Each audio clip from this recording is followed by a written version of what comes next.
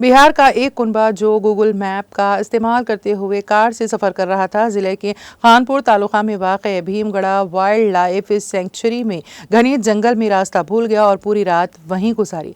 Khanpur police की मदद से बिल आखिर उन लोगों को बचा लिया गया। बिहार के राजदास रंजीत दास अपने खानदान के साथ कार में उज्जैन से गोवा जा रहे थे।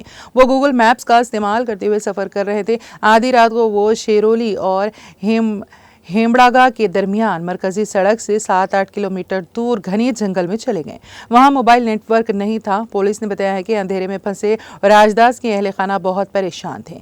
इससे बेनियाज राजदास ने पूरी रात वहीं गुजारी और अपने घर वालों की हौसला अफजाई की।